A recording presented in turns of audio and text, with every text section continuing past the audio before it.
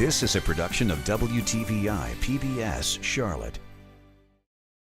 Just ahead on Carolina Impact. How do you get NASCAR fans off their sofas and into the seats on race day? At Charlotte Motor Speedway, the answer could be tearing down some of those seats. We'll have details coming up. These students are getting paid to go to college. Tonight, we'll take a look at the program making it possible. And we introduce you to some phenomenal teen jazz musicians. Don't go anywhere. Carolina Impact starts right now. WTVI PBS Charlotte presents Carolina Impact, covering the issues, people, and places that impact you. This is Carolina Impact. Funding for Carolina Impact is provided by the members of WTVI PBS Charlotte and by the Philip L. Van Every Foundation is pleased to support our region's arts organizations and artists with profiles and feature stories on Carolina Impact.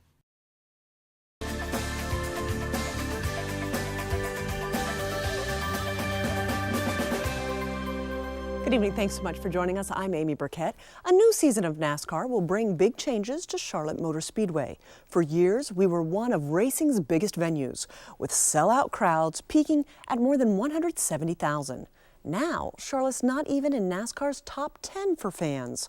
The Speedway tears down thousands of seats it can't sell and looks at new ways to reuse all that space. In fact, dropping attendance is a problem in lots of NASCAR cities. Carolina Impact's Jeff Saunier joins us now from the NASCAR Hall of Fame in Uptown Charlotte.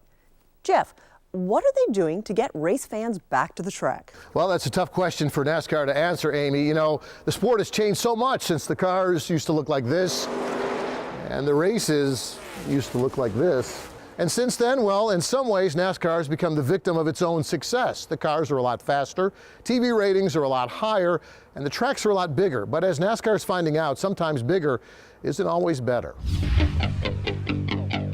Trouble in turn two cars spinning, a couple of them tangling in the process. Trouble turn two. Trouble turn two here, guys. Whoa, trouble off turn two. Turn two has just brought the caution flag out again. At Charlotte Motor Speedway, the trouble in turn two is in the stands. Here come the drivers, but where are the fans? They couldn't see the giant screen TV or the action on pit road, and so 41,000 seats and suites are now obsolete. The poor thing is going, and soon to be gone. Beautiful, nice grandstand, it was just in the wrong spot. Former Speedway president Humpy Wheeler says he tried to stop the Charlotte track from overbuilding all those bad sightline seats, but at the time NASCAR was growing and the money was flowing. I always used to sit there with the 600 started and looking down there when the place was packed, 174,000 plus people. At some point, that runs out and you plateau. And for NASCAR, that plateau came about the same time the sport lost its biggest star. Dale Earnhardt said he could win the Daytona 500. All of a sudden we didn't have a Dale Earnhardt. It was going real well until that happened. And when that happened, that's when we started seeing a slow crumble.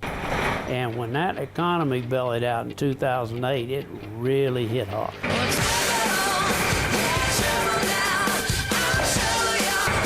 But Charlotte's not the only track with ticket trouble because of overbuilding. In fact, it's one of 10 NASCAR tracks now removing 10,000 plus seats each.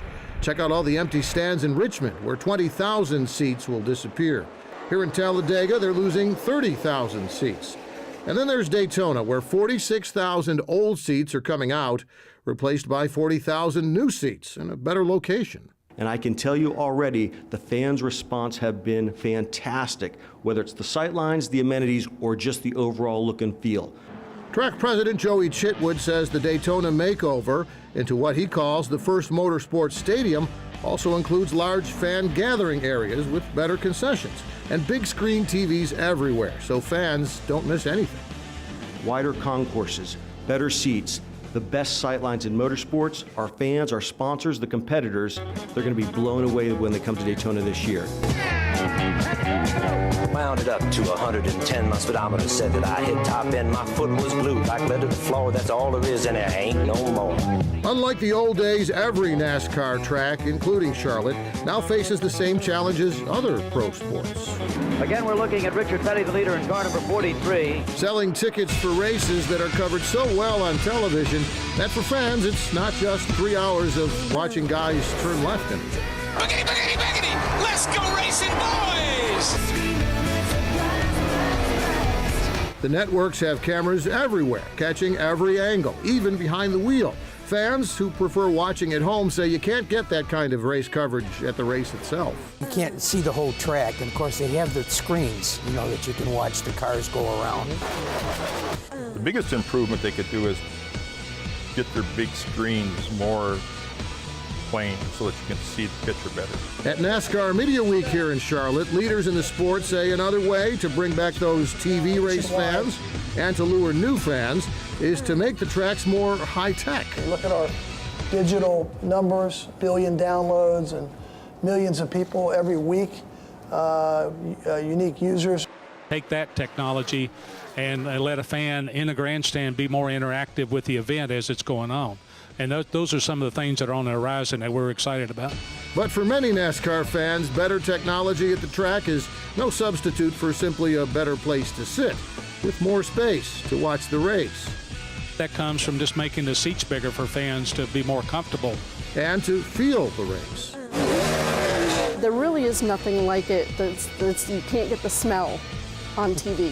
You can't get the grit on TV. You don't feel the vibrations on TV. It's just one of those things that you do need to see in person to really understand.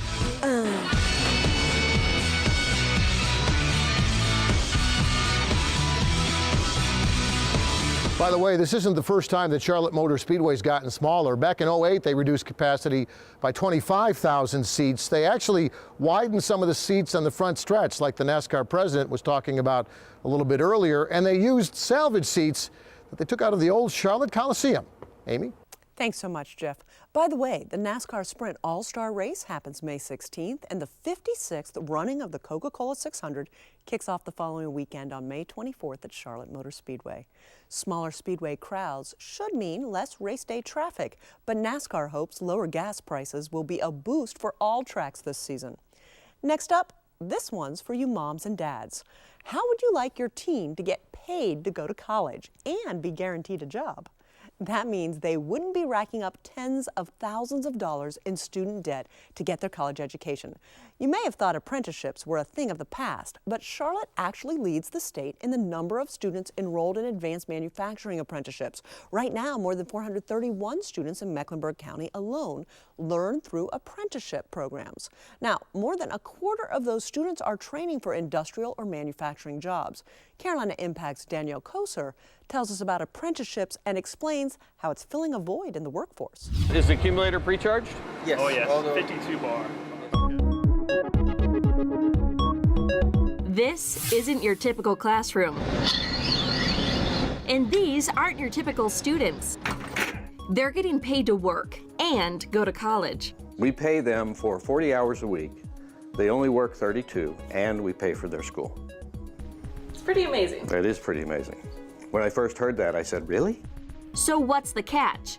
Industry leaders say there's no catch, just a big need for skilled workers in the advanced manufacturing industry. If you look around, there's a lot of old guys and old gals working in our industry in general, and it's hard to find experienced hydraulic people. Central Piedmont Community College recognized that need and took the initiative to educate employers about one solution to an aging workforce: apprenticeships. If they really want to get a supply of chain of skilled workers coming their way, they're going to have to get in the game, and the best way to do it, the best model in the world for 1,000 years, is some form of apprenticeship. Since 2012, the college has recruited 7 companies to take part in its apprenticeship program. And we're trying to encourage more American companies to look at it, because it's a great way to ensure that you have a pipeline of skilled workers coming your way. It's basically workplace learning. Have Hydraulics employs 3 apprentices who work and attend college part-time. In return, the company picks up the tab on tuition. Now, part of that is we expect them to keep their grades up. Apprenticeships allow companies to set their own standards for students. Have requires them to maintain a B average. Daniel Gonzalez is one of 28 students in the college's Apprenticeship Charlotte program. Well, it's definitely a lot of time management. Students spend 1 day a week on campus at Central Piedmont Community College taking classes. The rest of the week, this is their classroom. I can actually use those classes towards what I'm doing here at work, such as metrology. I'm an insurance technician, so we do a lot of measuring, and that class has actually taught me how to measure components. These apprentices spend 6 months working in each of the different departments at Have Hydraulics. Shipping and receiving, production, quality control, and service. 22-year-old Santiago Villablanca found his niche in the assembly area. You get to see how things are built and how they work from the inside out. Apprenticeship Charlotte allows students like Gonzalez and Villablanca to explore the field of mechatronics, which is technology combining electrical and mechanical engineering, preparing them for industrial maintenance and manufacturing jobs. They'll graduate with an associate's degree in applied science and 3 years of on-the-job training. So when they're here, they're doing productive work. It's not just training, it's not just learning. Apprenticeships also allow students to fine-tune their soft skills. How to approach others, how to interact with others. Production supervisor Jeff Madow says he's already noticed a big change in these apprentices since they started the program. They went from young kids to what seems like intermediate adults now. Gonzalez and Villablanca say they're grateful for the opportunity to work toward a college degree and a career while earning some cash along the way. I actually saved up for an $8,000 car, which is great, paid it in cash, and it's my dream car, so I love it. A lot of people say, oh, well, they're paying for your college and your books, and that's only half of it. I'm getting the work experience also, and I know a lot of people going out of college, you know, that are looking for entry-level positions, and most jobs are asking for 3 to 5 years experience. So at the end of this program, I'll have the degree and the work experience. But what they won't have is college debt, like their friends. They have great careers, and that's what it's all about. These apprentices are just a small part of the bigger picture. With every twist of the screwdriver in classroom lecture, these students gear up to be the next generation of skilled workers in the region's advanced manufacturing industry. An industry that has room to grow as apprenticeship programs secure the talent pipeline. For Carolina Impact, I'm Danielle Koser reporting. Thanks so much, Danielle. Joining me now is Jill Lutz. She's the Executive Director of the Skills Initiative at Central Piedmont Community College. Jill, thanks so much for your time. Thank you for having me. You know, it's such an exciting thing, and I think a lot of parents out there watching are putting their hands up saying, I want my student to be able to go to college for free and have a job, guaranteed. What an amazing program. Help us understand more about this. Well, Apprenticeship Charlotte is our deliberate effort to promote registered apprenticeship across Mecklenburg County. And so students can enter into CPCC, be an employee of a company, and work and attend school as well at the same time. So we saw the student in the story was in advanced manufacturing. Right. Is that primarily where these opportunities exist, or are there other opportunities beyond advanced manufacturing?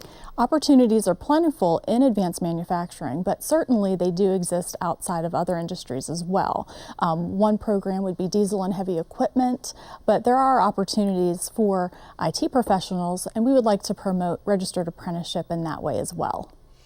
So help people understand, it seems so simple when we watch the story. 4 days a week, they work. 1 day a week, they come to school, and they get paid for 5. Typically so. That's all really up to the company. And what's nice about the Have students is that they do just that. The company supports their educational piece, and then they are work and learning on the job, doing on-the-job training towards their registered apprenticeship. So at the end of about 3 or 4 years, they will not only have their 2-year degree in mechatronics technology, but they will also have journeyman certificates, one from the North Carolina Department of Commerce and then another from the U.S. Department of Labor. And so there's no college debt. Right. What an amazing thing, because these days I think we hear so much about the fact that a lot of students who get the liberal arts degrees get a lot of debt and they're struggling to find jobs. And That's there are true. jobs in these apprenticeship programs. Yes, it's very much an employer-driven opportunity. And most employers are interested in registered apprenticeship because they want to be able to grow their own talent. And they have difficulty finding talent in certain skilled labor. Advanced manufacturing is just one of those areas. And let's talk about, so are you looking for more companies that might be interested in having an apprenticeship program? Yes, absolutely. Apprenticeship Charlotte is our deliberate effort to promote registered apprenticeship across Mecklenburg County. So we are always looking for companies to participate in registered apprenticeship. And we'd be happy to talk to companies about how they can do that. And we have how many so far? So far we have 6 employer partners that are participating in Apprenticeship Charlotte, and we also have 28 students in the program currently. If a student is interested, it's full so far. What's the process if a student would like to, look further into these opportunities? Sure. Well, we would encourage them to come to our office to learn more about Apprenticeship Charlotte, but also about our other work-based learning opportunities as well. And if they're really interested in apprenticeship, we would encourage them to become part of our candidate pool. And one of our coordinators will work with them to get a better understanding of where they are in terms of their program at CPCC, and then we would ask for their resume and we would add them to our candidate pool to be considered as we get those employers coming in interested in Apprenticeship Charlotte. Let's take a second to talk about what are some of those other work-based learning opportunities that exist. Sure. Well, we offer a cooperative education program, which is like internships for college credit. They run a semester basis. And then we also launched about 1 year ago a non-credit internship program. And we have a handful of programs at the college participating in those programs as well. Jill Lutz, Executive Director, Skills Initiative at Central Piedmont Community College. Thanks so much for sharing this information with us. Thank you. Well, from talking about college students, we're going to talk about students a little bit younger. Recognizing terrific teens and teachers is what our 2nd annual STEM Awards is all about. If you have a student in grades 6 through 12 and they've done a great class or after-school project in science, technology, engineering, and math, get them to enter. They could be recognized among the best and the brightest from across our 13-county region. Here are the categories: advanced manufacturing, agriculture, biotechnology, energy, healthcare, information, technology, logistics and transportation, robotics, and sports. Teacher awards will be given in most innovative, best community connection, and best STEM integration. Now, the deadline to enter is just about a month away on March 16th. Nominees will be announced in mid-April, and winners will take the stage at Halton Theater on April 28th with the television cameras rolling. We've got all the details on our website at pbscharlotte.org. Well, on a little bit less happy note, it's tax season, and I don't know anyone who likes this time of year. Have you started gathering all those tax documents? What's already a daunting task will be even more of a headache for taxpayers like this couple that we met at the Levine Senior Center in Matthews. Lucky for them, volunteers are there to help seniors prepare their federal and state returns. So, why is it more challenging this year? Well, it's the first time the IRS will have to administer the premium tax credits and individual mandates under the Affordable Care Act. It's not only complicated, but extremely confusing. Emily Fisher, a certified public accountant with Fisher CPAs located in Charlotte, joins us with some helpful tips. Emily, thanks so much for your time. Thank you. This is your busy time, so to get you out of the office, we really appreciate it. We have a couple of different things we want to talk about, and that's the premium tax credit and the individual mandate. Let's start with the individual mandates. Help us understand what that's all about. Okay, well, Amy, under the individual mandate, there are 3 sort of qualifications or categories that the taxpayers can fall into this year. One is that you maintain health coverage for the entire year. If you do not, you may be able to qualify for one of the exemptions. And if neither of those apply to you, then you may be subject to the individual shared responsibility payment. And all of these, which is going to cost you. It's going to cost you. Okay. It's a tax. It's a penalty. So that's the penalty. Right. We also need to know. So there's the premium tax credit as well. Right. So help us understand the difference with that. Okay. Well, most people are not familiar with the premium tax credit. It is going to basically apply to those that have enrolled in health insurance on the health insurance marketplace, also known as the exchange. For the premium tax credit, when a taxpayer applied for health insurance, they filled out an application and estimated their income for 2014, household size, and filing status. Well, as those characteristics of their tax return could change throughout the year, at the end, when they're filing the federal tax return, they have to go back and reconcile. So you thought you were going to earn X, and you ended up earning more than that, so you're going to get taxed on that. Right. So that's an important thing to be aware of, and you've got to make it all even. Because you might have gotten a reduction in your monthly cost, and then you'll have to pay it back if you made too much money as a household. Not just you personally, it's your whole household. Exactly. That's exactly it. So that has to be reconciled on federal income tax at the end of the year. The form is 8962, which everybody will hopefully soon get familiar with this. Back to the 1040 easy days. That's what everybody knows. So soon they're going to know 8962, but that's not it. There's two other forms you've got to be aware of related to this. Help us know about that. The 1095A, what's that about? The 1095A is a form that's going to be issued by the health insurance marketplace. They should have sent those in the mail by now. That reports all the health insurance premiums that the taxpayer has actually paid on a monthly basis, and if they received any advance tax credits. Is that the one where you have one for each person in your family? That's right. Okay. That's right. So you need to bring each one of those forms in with you to your CPA or your tax preparer. And the other issue is that exemption form. And that happens sometimes. There's an exemption form. Mostly, there's a million reasons on the website. You can learn about it at healthcare.gov? Correct. Correct. But a lot of people can fall into the ethnicity or religion reason that you might be able to get an exemption. That's right. So help us understand the tax implications. So if you didn't enroll, you could be subject to a 1% penalty of your entire household income. That's correct. That's right. Or you have a $95 penalty per person that's not covered. But they do, it is the higher of either. So just to make it a little more complicated. And the fact that this is all new, what's your final piece of advice as time disappears a little too quickly on us for that person at home just who might feel a little overwhelmed right now? Right.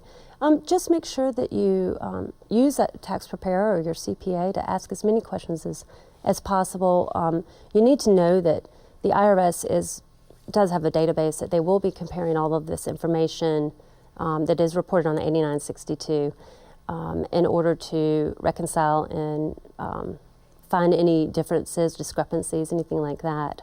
And if they do find them, then they will issue a letter, but during that time of examination, they can freeze your refund. So everybody always talks about a refund, but really the best bet is often trying to come out to zero, because that means you got to keep all of your money and you didn't owe any more to the government.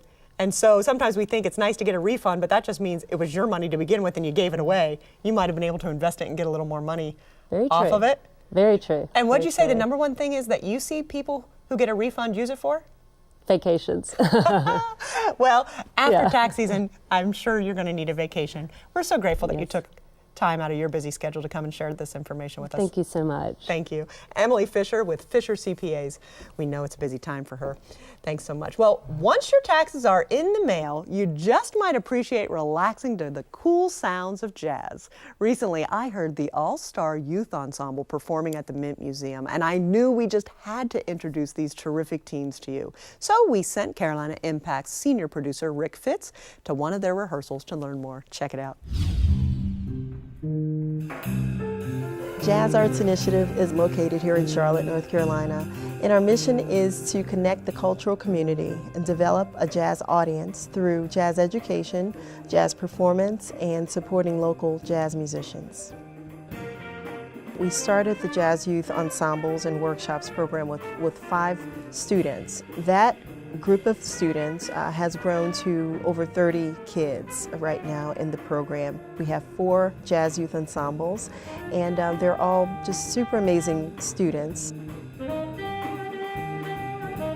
JAI has taken Michael from being basically a novice at improv to being an accomplished musician playing in a super ensemble. I think that he gets not just the music and the music education out of it, but the faculty is super. Never think, well, I'm okay because I'm good for Charlotte.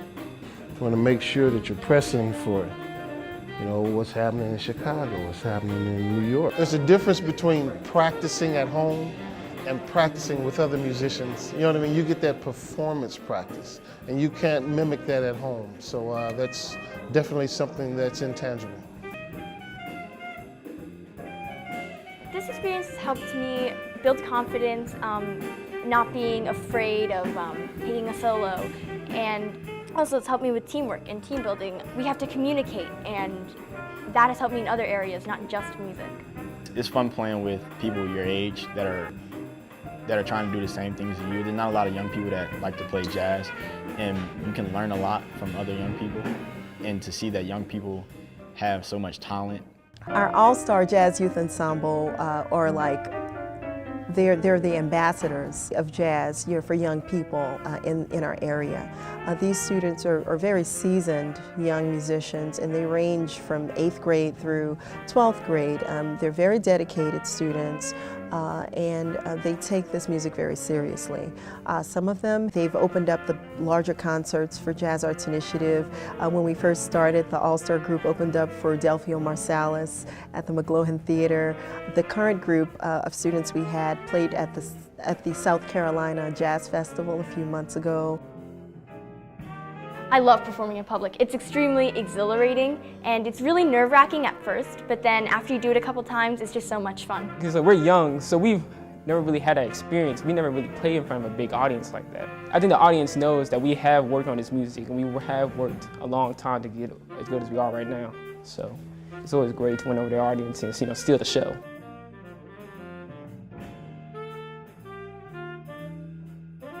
Early on in our program, we are sure to let the students know a lot about the history of this music, how it came up out of Congo Square, New Orleans, and how it has grown to an international music that is, celebrated globally. I think students are very proud to know that, we as Americans were responsible for creating this music and in providing this gift to the world.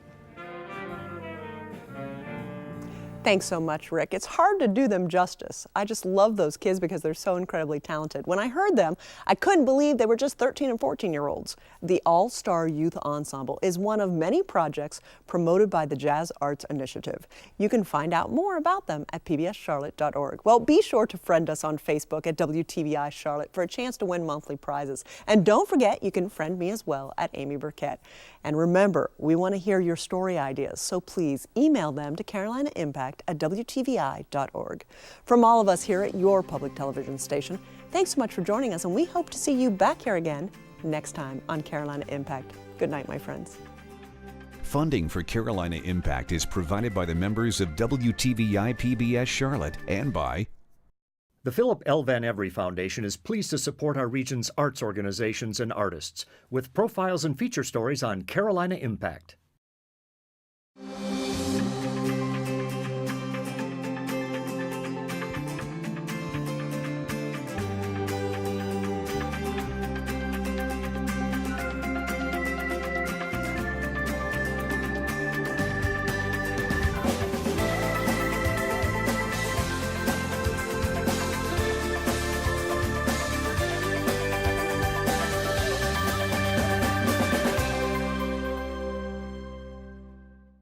A production of WTVI PBS Charlotte.